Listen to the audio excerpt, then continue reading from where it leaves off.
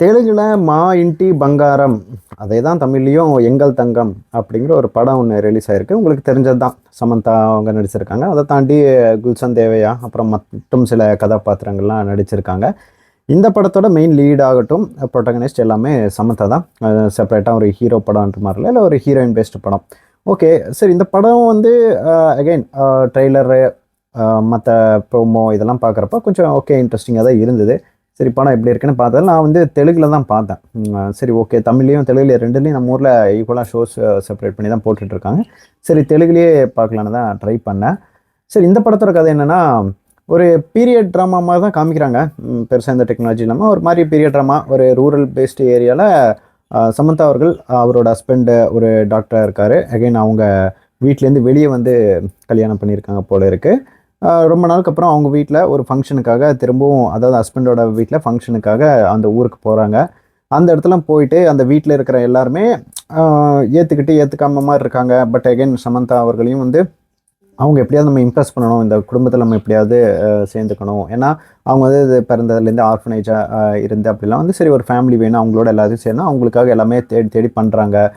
சமையல் விஷயங்களையும் கொஞ்சம் விஷயங்கள்லாம் பண்ணுறாங்க. பட் இன் பேரலல் இவங்களுக்கு வந்து ஒரு ஆபத்து ஒன்று வந்துக்கிட்டு இருக்கு. சமந்தாவை ஒருத்தர் ஃபாலோ பண்ணி என்ன ஏதுன்ற மாதிரி சில விஷயங்கள் வந்து அவங்கள ஃபாலோ பண்ணுறாங்க. அவருக்கு யார் இன்ஸ்ட்ரக்ஷன் கொடுக்குறாங்க, ஜெயிலில் இருக்கிற குல்சன் தேவையா ஒரு இடத்துல இவருக்கு அவர் வந்து தேடிக்கிட்டு இருக்கார், ஜான்சின்ற ஒரு கேரக்டரில். பேரலாக இந்த சைடு கதாநாயகன் மாதிரி இருக்கார்ல, அதாவது சமந்தாவோட ஹஸ்பண்டோட அப்பாவுக்கு அவர் அரசியல் இருக்கிறனால அவருக்கு சில பிரச்சனைகளும் வருது. பட் அகெயின் இந்த பிரச்சனை எல்லாமே ஒரு கட்டத்தில் சமந்தா மேலே வருது. முக்கியமாக ஒரு கட்டத்துக்கு மேலே அந்த என்டையர் ப்ராப்ளமே, ஐ மீன் சமந்தா சைடில் ஒரு பெரிய ப்ராப்ளம்ஸ் அவங்களுக்கும் வருது, அவங்கள சேர்ந்த இந்த ஃபேமிலிக்கும் வருது. அது எப்படி ஐ மீன் எதிர்த்து போராடினார், அதிலிருந்து வெளியே வந்தார், அதுக்கப்புறம் இது ஃபேமிலிக்கெலாம் தெரிய வந்தது என்ன ஆச்சு அப்படின்றது தான் மிச்சப்படுத்துகிற கதை. அகைன் நான் வந்து மேலோட்டமாக தான் சொல்லியிருக்கேன், பெருசாக உள்ளெல்லாம் போய் டீப்பாக சொல்லலை. பட் அகைன் இந்த மாதிரி ஒரு பாஷா பேஸ்டு தீமில் கதையில் நம்ம ஊறப்பட்டது பார்த்துருக்கோம். அகைன் இந்த படத்தில் அந்த கணவராகட்டும் அவங்களோட குடும்பத்தாருக்கு சமந்தா யார் அப்படின்ற விஷயம் வந்து தெரியாது.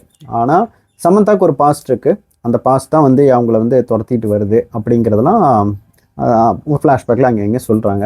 சரி, ஓகே. இந்த படத்தோட நல்ல விஷயங்கள் அப்படின்னா என்னென்னு பார்த்தா மெயினாக சமந்தா அப்படின்னு சொல்லலாம். ஏன்னா ஒரு ஹீரோயின் சென்ட்ரிக் பேஸ்டு இப்போ நிறைய படங்கள் வந்தாலும் பெருசாக எதுவும் ஒர்க் அவுட் ஆகுறதில்ல பர்சனலாக எனக்கு. முக்கியமாக சொல்லணும்னா இதுக்கு முன்னாடி சமந்தா நடிச்ச படங்களாகட்டும், த்ரிஷா அவர்கள், நயன்தாரா அவர்கள் ரீசெண்டாக நிறைய ஹீரோயின் பேஸ்ட் மூவி வந்தாலும் பெருசாக ஒர்க் அவுட் ஆகலை. முக்கியமாக அதில் ஒரு கண்டென்ட் பேஸ்ட் இல்லாமல் ஒரு மாதிரி ஒரு மாஸ் கமர்ஷியல் ட்ரை பண்ணுறப்போ ரொம்பவும் ஆவரேஜாக தான் போய்கிட்டு இருக்கு இப்போவும் சொல்லணும்னா.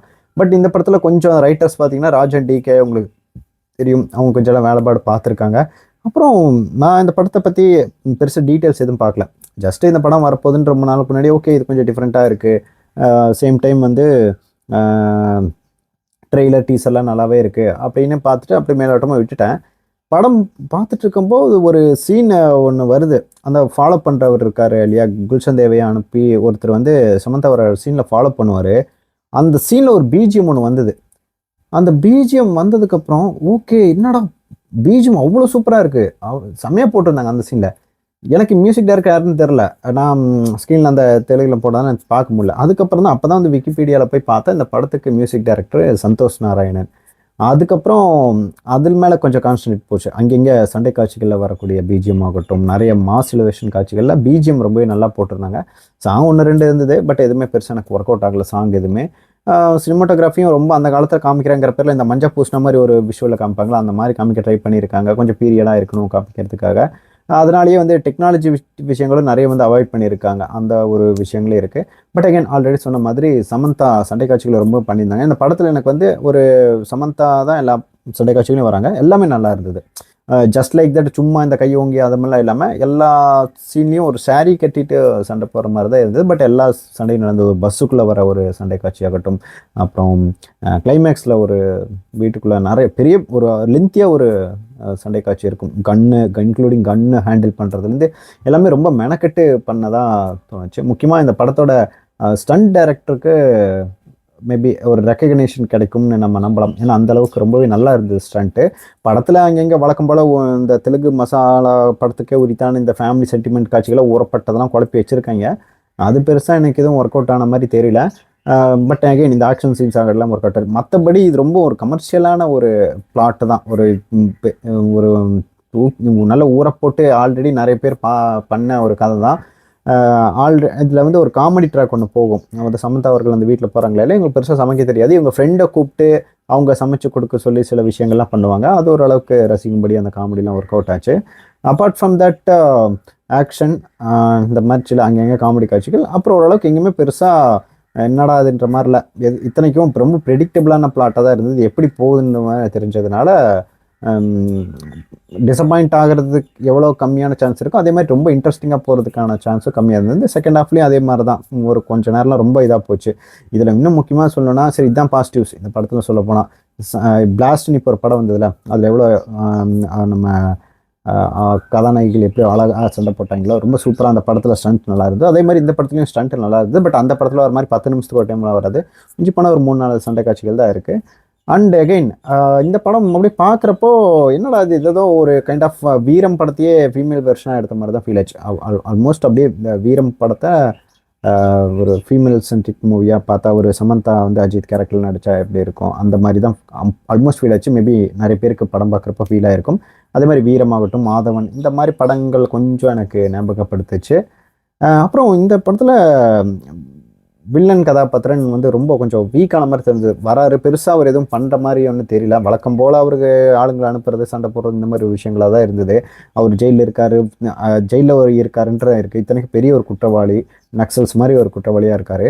அவர் ஒரு கட்டத்தில் ஜெயிலில் ஒரு ஃபயர் ஆக்சிடெண்ட்டில் இறந்துட்டு தான் அப்படி இப்படின்னா வருது. பட் அகெயின் அவர் ஒரு கல்யாண வீட்டுக்கு வராரு, அவ்வளோ பேர் அவரை பார்க்குறாங்க, ஊரில் வெளிப்படையாக அங்கேயும் இங்கேயும் சுற்றிட்டு இருக்காரு.